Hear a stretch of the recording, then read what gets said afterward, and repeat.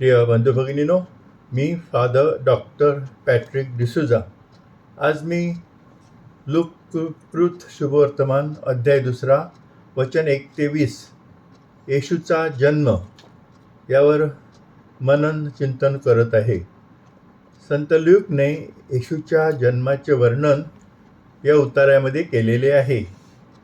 मेंढपाळांना देवदूताने येशूच्या जन्माची घोषणा केली आहे आणि मेंढपाळांनी बाळ येशू आणि त्याचे पालक जोसेफ आणि मदर मेरी यांची भेट घेतली आहे हे इथे वर्णन केले आहे. लूक सांगतो की त्या दिवसात संत ऑगस्टसने एक हुकूम जारी केला की संपूर्ण रोमन राज्याची जगाची जनगणना केली जावी.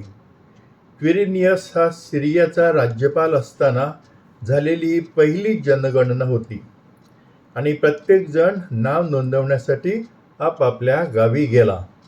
म्हणून योसेफ देखील गालिलमधील नाझरेत शहरातून यहुदियात डेव्हिडच्या बेथलेहमला गेला, कारण तो डेव्हिडच्या घराण्यातील आणि वंशाचा होता. तो तेथे मेरीसोबत नोंदणी करण्यासाठी गेला, जिने त्याच्याशी लग्न करण्याचे वचन दिले होते आणि तिला आता मुलाची अपेक्षा होती. जोसेफ डेव्हिडच्या गावी बेथलेहमला मेरीसह नोंदणी करण्यासाठी गेला आणि जनगणनेच्या आदेशाला सकारात्मक प्रतिसाद देण्याचे कर्तव्य त्याने पार पाडले. बेथलेहमला मेरीसोबत नाव नोंदवायला न जाण्याचे त्याच्याकडे एक चांगले आणि खात्रीचे कारण होते, कारण मेरी ही गरोदर होती आणि कुठल्याही दिवशी ती तिच्या पहिल्या मुलाला किंवा मुलीला जन्म देणार होती. पण ही सबब किंवा अन्य सबबी देऊन त्यांनी आपल्या राजकीय कर्तव्यापासून पळ काढण्याचा प्रयत्न केला नाही.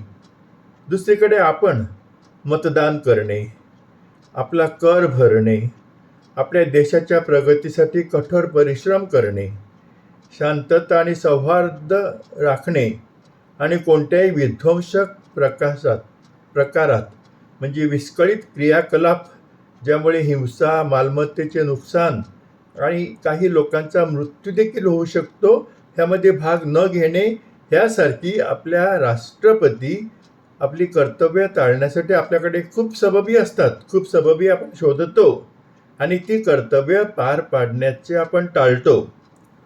संत जोसेफ आपल्याला हेही शिकवतात की आपण केवळ राजकीय कर्तव्यच पार पाडले पाहिजे असे नाही, तर आपण एक शिक्षक, डॉक्टर यासारख्या आपल्या जीवनात स्वीकारलेल्या आपल्या सर्व कर्तव्यांना आणि जबाबदाऱ्यांवर विश्वासू असणे आवश्यक आहे. एक परिचारिका म्हणून, एक सामाजिक कार्यकर्ता म्हणून, एक पालक, एक विद्यार्थी, एखाद्या कंपनी किंवा संस्थेतील कर्मचारी म्हणून, आपल्या पालकांचा मुलगा किंवा मुलगी म्हणून, आणि असे बरेच काही जी आपली कर्तव्य आहे, जबाबदारी आहे, त्या आपण पार पाडल्या पाहिजेत. आपल्या देशाने, समाजाने, ईश्वराने किंवा आपल्या स्वतःच्या इच्छेने निवडलेल्या व आपल्या अधिकाऱ्यांनी आपल्यावर सोपवलेल्या वेगवेगळ्या कर्तव्यांबद्दल आणि जबाबदाऱ्यांशी आपण विश्वासू असले पाहिजे. नाहीतर येशूने अगदी स्पष्टपणे सांगितलेच आहे की जो कोणी नांगराला हात घालून मागे वळून पाहतो तो परमेश्वराच्या राज्यासाठी किंवा परमेश्वराच्या राज्याच्या सेवेसाठी योग्य नाही.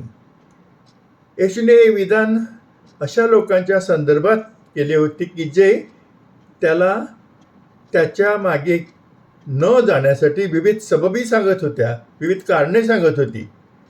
म्हणून येशूने स्पष्ट केले की आपल्यापैकी जे येशूचे अनुसरण करण्याचा पहिला निर्णय घेतात आणि नंतर मागे वळून पाहतात, काही कारणास्तव, विशेषतः गैरसोय, त्रास किंवा त्यागाच्या कारणास्तव येशूला सोडण्याचा निर्णय घेतात, त्याविषयी येशू असे बोलला होता.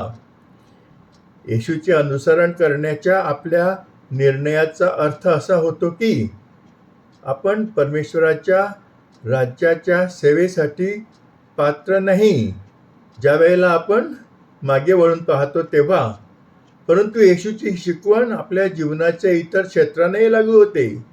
आपल्या जीवनाच्या सर्व क्षेत्रामध्ये, आपल्या सर्व कर्तव्यामध्ये, जबाबदाऱ्यामध्ये आपण एकनिष्ठ असलं पाहिजे. तो तिथे असताना बाळाच्या जन्माची वेळ आली. ते तेथे असताना बाळाच्या जन्माची वेळ आली आणि तिने तिच्या पहिल्या मुलाला जन्म दिला. तिने त्याला कपड्यामध्ये गुंडाळले आणि गोठ्यात ठेवले, कारण त्यांच्यासाठी पाहुण्यांची खोली उपलब्ध नव्हती. काय आश्चर्य आहे पहा. ईश्वराचा पुत्र, देवाचा पुत्र जन्माला येणार होता आणि त्याच्या आईवडिलांना त्याच्यासाठी जागा मिळाली नाही. म्हणून त्याची आई मेरी हिला त्या बाळाला गोठ्यामध्ये जन्म द्यावा लागला. परमेश्वराचा पुत्र, ज्याला त्याच्या स्वर्गीय पित्याने मानव जातीच्या तारणासाठी पाठवले होते, तो ज्या लोकांचे तारण करणार होता त्यांच्याशी पूर्णपणे ओळखले जाऊ इच्छित होता. त्याला हवे असते तर तो सभोवतालच्या समृद्ध एखाद्या सुसज्ज घरात जन्म घेऊ शकला असता. आपण येशूकडून ही साधेपणा आणि नम्रता शिकली पाहिजे. मेरीने ईश्वराची इच्छा स्वीकारली आणि गोठ्यात तिच्या मुलाला जन्म दिला. ती नाराज झाली नाही किंवा उदास झाली नाही. ती परमेश्वरावर रागावली नाही किंवा तिने परमेश्वराला शाप दिला नाही. आपल्या जीवनातील परिस्थितीचा आपण स्वीकार केला पाहिजे आणि आपल्याला जे काही लाभले आहे त्यात समाधानाने जगण्याचा प्रयत्न केला पाहिजे. परमेश्वराने आपल्याला जे काही दिले आहे त्याबद्दल त्याचे आभार मानले पाहिजे, त्याची स्तुती केली पाहिजे आणि मग प्रार्थना, योग्य नियोजन, योग्य कठोर असे परिश्रम आणि जीवनामध्ये आवश्यक असलेला त्याग करून आपली परिस्थिती सुधारण्याचा प्रयत्न करायला हवा. आणि शेजारच्या शेतात रात्रीच्या वेळी मेंढपाळ मेंढरे पाळत होते. प्रभूचा एक देवदूत त्यांना प्रकट झाला आणि परमेश्वराचे तेज त्यांच्या भोवती चमकले आणि ते घाबरले. पण देवदूत त्यांना म्हणाला, भिवू नका, मी तुमच्यासाठी चांगली बातमी आणत आहे, ज्यामुळे सर्व लोकांसाठी खूप आनंद होईल. आज दाविदाच्या गावात तुमच्यासाठी तारणारा जन्मला आहे. तो मसीहा परमेश्वर आहे. तुमच्यासाठी हे चिन्ह असेल, तुम्हाला एक बाळ कपड्यात गुंडाळलेले आणि गोठ्यात ठेवलेले दिसेल. अचानक स्वर्गीय यजमानांचा एक मोठा समुदाय देवदूतासह प्रकट झाला आणि परमेश्वराची स्तुती करीत म्हणाला, सर्वोच्च स्वर्गात परमेश्वराचा गौरव आणि ज्यांच्यावर त्याची कृपा आहे त्यांना पृथ्वीवर शांती. जेव्हा देवदूत त्या मेंढपाळांना सोडून गेले, स्वर्गामध्ये गेले, तेव्हा मेंढपाळ एकमेकांना म्हणाले, चला आपण बेथलेहमला जाऊ आणि परमेश्वराने सांगितलेली ही गोष्ट पाहू. जवळच्या शेतात राहणाऱ्या आणि रात्रीच्या वेळी त्यांच्या कळपांवर लक्ष ठेवणाऱ्या मेंढपाळांना देवदूतांनी येशू मशिया यांच्या जन्माची सुवार्ता सांगितल्याबद्दल संत लूकने केलेले हे वर्णन आपल्याला स्पष्ट करते की परमेश्वराने सर्व लोक समान मूल्याचे आहे ते घोषित केले आहे. मग ते श्रीमंत असोत किंवा गरीब, ते शक्तिशाली असोत किंवा प्रभाव नसलेले असोत, मग ते विविध क्षेत्रातले मोठे नेते असोत किंवा ते त्यांच्या नेत्यांच्या आणि मालकांच्या अधिकाराखाली राहणारे आणि काम करणारे लोक असोत, ते श्रीमंत असोत किंवा शेतकरी किंवा गरीब मेंढपाळ असोत, सर्वजण परमेश्वरासाठी सारखे आहेत. येथे परमेश्वर आपल्याला जो धडा देऊ इच्छितो दुहेरी आहे. प्रथम, आपण इतके सामर्थ्यवान नसल्यास किंवा आपण खूप श्रीमंत किंवा प्रसिद्ध नसल्यास आपण दुःखी होण्याची किंवा निराश होण्याची काही गरज नाही, कारण परमेश्वराच्या दृष्टीने आपण ज्यांच्यावर परमेश्वर प्रेम करतो आणि ज्यांची काळजी घेतो असे लोक आहोत आणि तसे नेहमी राहू. ते आपल्यासाठी पुरेसे आहे. दुसरे म्हणजे आपली संपत्ती, सामर्थ्य, पद आणि इतर सर्व गोष्टींबद्दल आपल्याला व्यर्थ अभिमान वाटण्याची काही गरज नाही. आपल्याला हे सर्व मिळाले आहे कारण परमेश्वराचा आपल्यावर भरपूर आशीर्वाद आहे. परंतु आपल्यावर असलेल्या या आशीर्वादासाठी परमेश्वराची स्तुती करणे, त्याचे आभार मानणे आवश्यक आहे. आणि जे आपल्यापेक्षा कमी दर्जाचे आहेत किंवा जे आपल्यासारखे भाग्यवान नाहीत, त्यांना आपल्यापेक्षा कमी मिळालं आहे, त्यांना आपण कधी कमी लेखू नये. सर्वोच्च स्वर्गात परमेश्वराचा गौरव आणि ज्यांच्यावर त्याची कृपा आहे त्यांना पृथ्वीवर शांती.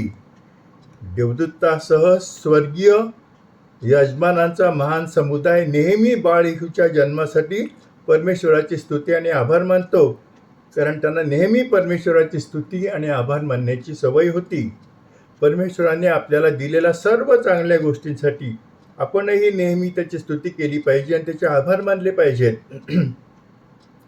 देवदूत ज्यांच्यावर ईश्वराची कृपा आहे त्यांच्यासाठी एक शांतीची घोषणा करतो. परमेश्वराची कृपा कोणावर असते? परमेश्वराची कृपा त्या सर्व लोकांवर आहे ज्यांनी येशूला त्यांचा वैयक्तिक तारणहार आणि त्यांचा प्रभू आणि स्वामी म्हणून स्वीकारले आहे. येशूला आपला वैयक्तिक तारणहार म्हणून स्वीकारणे म्हणजे येशूवर प्रेम करणे आणि आपल्या जीवनात त्याच्या शिकवणीचे पालन करण्याचा प्रयत्न करणे आणि त्याचा संदेश सर्वत्र पसरवणे. जेव्हा देवदूत त्यांना सोडून स्वर्गात गेले तेव्हा मेंढपाळ एकमेकांना म्हणाले, चला आपण बेथलेहमला जाऊ आणि परमेश्वराने आपल्याला सांगितलेली ही गोष्ट पाहू. म्हणून ते घाईघाईने निघून गेले आणि त्यांना मरिया आणि योसेफ आणि गोठ्यात ओढलेले बाळक आढळले. जेव्हा मेंढपाळांना येशूच्या जन्माबद्दल सांगण्यात आले तेव्हा ते त्याला पाहण्यासाठी घाईघाईने गेले.